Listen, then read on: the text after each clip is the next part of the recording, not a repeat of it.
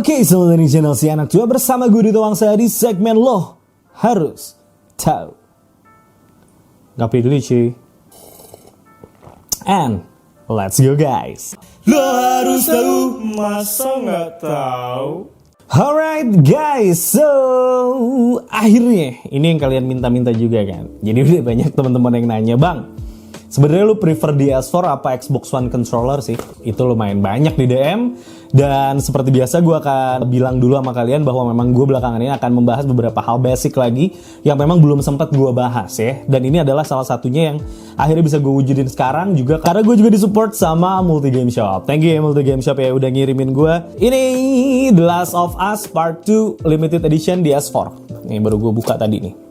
Nanti gue buka bareng kalian dalamnya. Gue belum lihat dalamnya. Dan gue minta yang Cyberpunk sebenarnya yang satunya lagi biar sama-sama limited edition. Tapi ternyata di sana stoknya udah kosong. Jadi biar videonya cepet rilis juga, ini aja yang dikirim, gak masalah gitu ya. Si Armed Force ini special edition juga ya. Jadi emang tetap ada yang berbeda dari yang original ya gitu ya. Oke, so langsung aja gue bahas mengenai keduanya. Dan Bang, ini kan dua-duanya beda konsol gitu. Jadi lu mau ngomongin joysticknya, mau ngomongin controllernya apa konsolnya? Controllernya. Jadi gue gak ngomongin masalah si mesinnya sama sekali gitu ya. Jadi yang gue omongin adalah kenyamanan dan keasikan anjir si controller ya, bukan si mesinnya. Dan kalau buat kalian yang belum tahu, ini dua-duanya udah bisa dipakai di PC juga, at least yang Windows 10 lah ya. Setahu gue udah gampang banget pakai ini. Tinggal download satu software, ini DS4 Windows. Ini sih kayaknya udah ada bawaannya.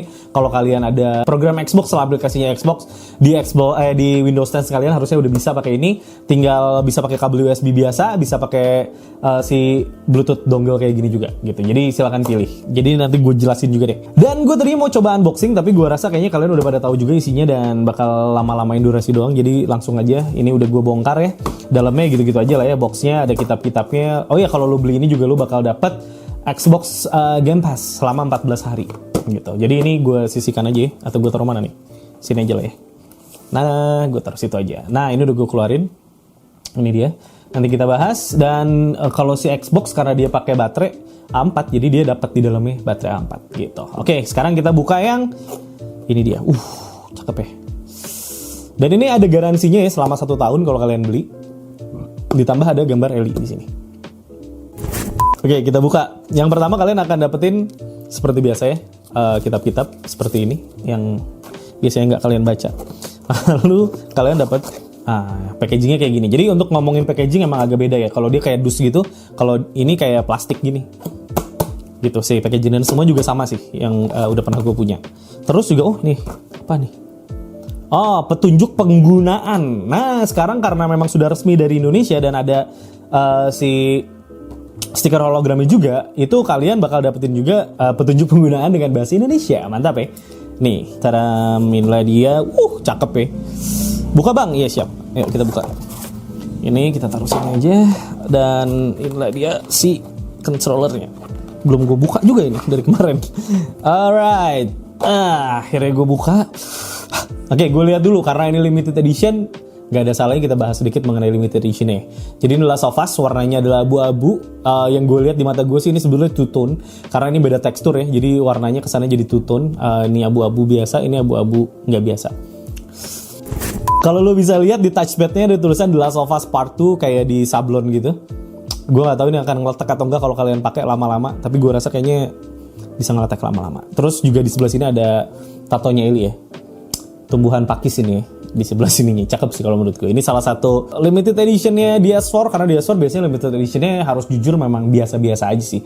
Nggak ada yang terlalu wah-wah banget kalau dibandingin sama si Xbox. Xbox kan gokil-gokil tuh. Kalau ini enggak sih.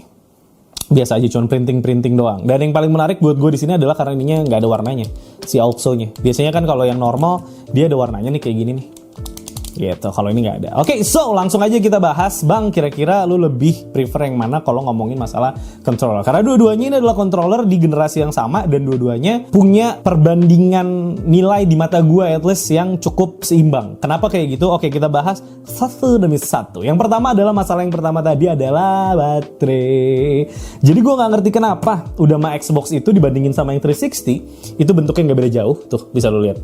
Sebenarnya kalau lu udah punya Xbox 360 controller controller itu lu nggak harus amat beli yang ini sih, karena ini masih sangat bisa dipakai sih, dan masih enak. Ini udah buluk sih, tapi ini udah nggak gue pakai sebetulnya. Gitu. Yang kedua adalah kenapa dia masih mertahanin pakai baterai, sedangkan si DS4 ini udah pakai lithium di dalamnya, jadi tinggal charge doang. Sedangkan ini masih pakai A4. Memang A4 ini tidak susah dicarinya, tetapi kenapa dia masih pakai sistem seperti ini, gue nggak ngerti. Jadi kalian harus berkala ganti ya.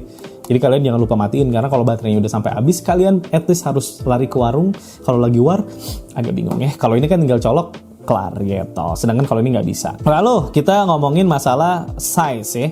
Kalau kita ngomongin masalah size, keduanya ini punya size yang sekarang tuh nggak beda jauh. Karena kalau kita ngomongin DS3 atau controller PS3 itu kan lumayan jauh bedanya dari yang ini.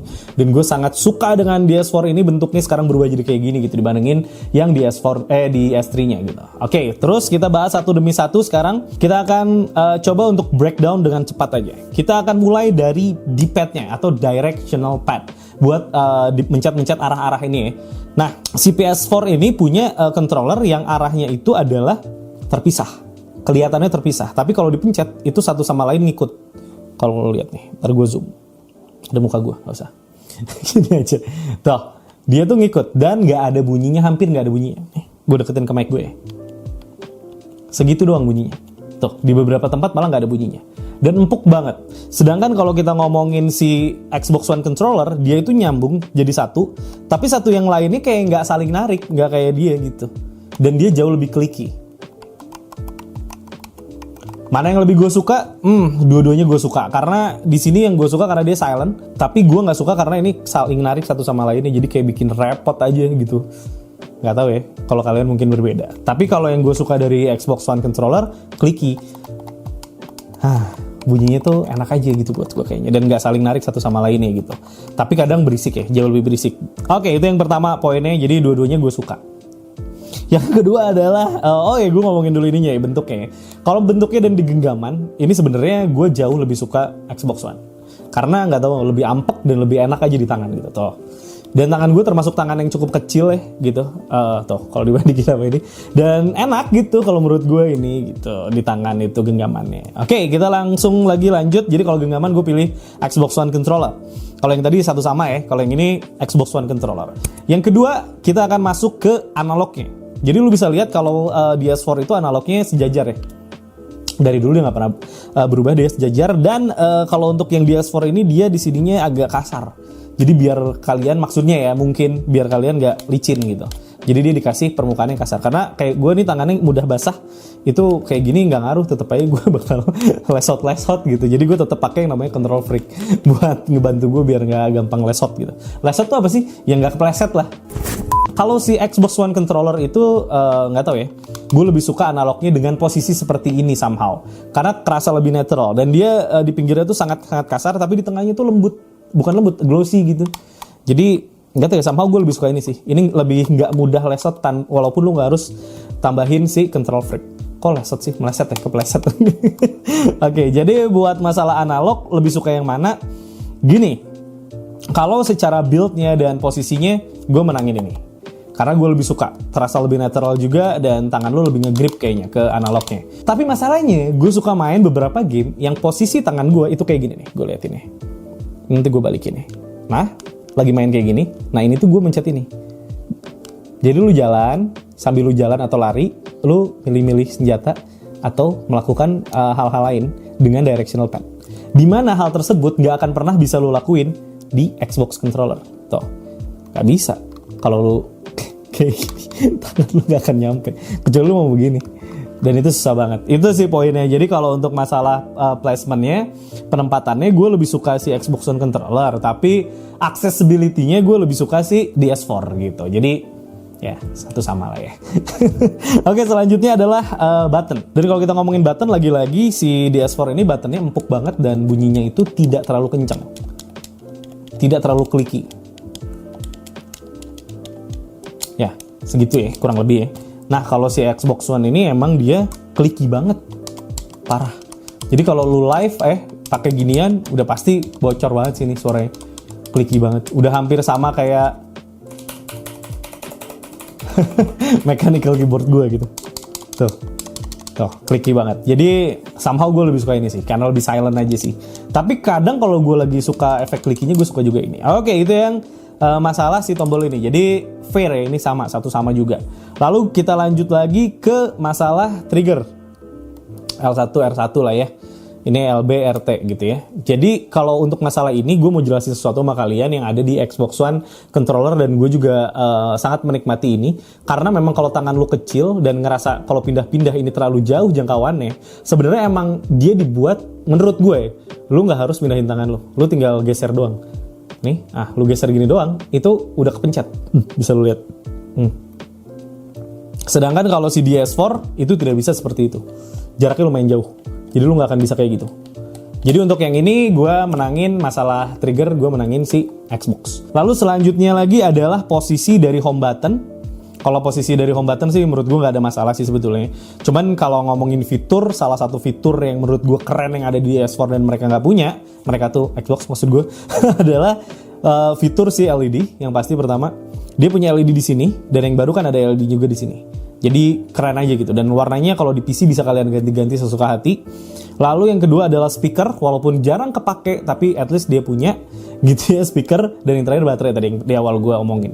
Sedangkan kalau dia itu nggak punya LED sama sekali, jadi nggak ada nyala-nyala sama sekali, dan juga tidak ada touchpad. Oh iya, tadi gue lupa omongin ya, ini touchpad. Touchpad ini cukup menarik dan cukup unik, dan gue sudah cukup terbiasa make dia, dan game-game PS juga udah support si touchpad ini untuk di setiap gamenya. Jadi ini sangat menarik menurut gue, bisa bantu lu buat nge-swipe sesuatu di sebuah game, dan dia nggak punya.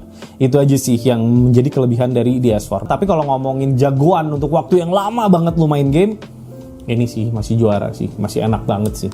Tapi untuk sekarang kegeser sih posisinya sama DS4 kalau buat gua ya. Mungkin kalian bisa ikutan diskusi di kolom komentar, menurut kalian lebih suka yang mana. Tapi itulah tadi udah gua jabarkan perbedaan antara mereka berdua di mana aja, dan hal apa aja yang gua suka dan gua tidak suka dari mereka berdua juga apa. Ya silakan kalian coba pilih-pilih aja, apalagi kalian yang mungkin mainnya di platform PC. Karena jarang-jarang, gue keringetan ya.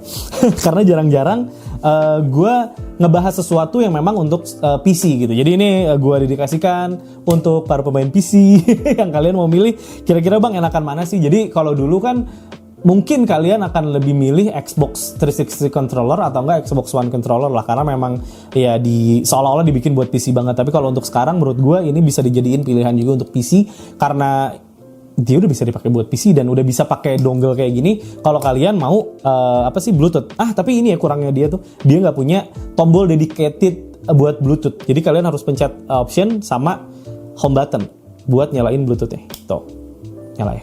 Kelihatan nggak sih? Kelihatan ya, nyala ya. Kalau si Xbox One controller tuh dia punya dedicated button, jadi lu tinggal pencet ini doang buat nyalain si Bluetooth-nya gitu. Jadi lebih mudah lah. Ya beda satu tombol doang sih gitu. Cuman kan kalau ini nggak ketahuan kalau lu nggak cari-cari dulu. Kalau ini kan udah jelas nih, emang tombol buat Bluetooth. Oke, begitu teman-teman. So itulah tadi sedikit aja gue jelaskan ke kalian. Tinggal kalian pilih kalian suka yang mana. Dan mungkin untuk menutup, gue akan kasih kesimpulan di mana menurut gue di sini juga ada gap harga yang akan kalian temuin.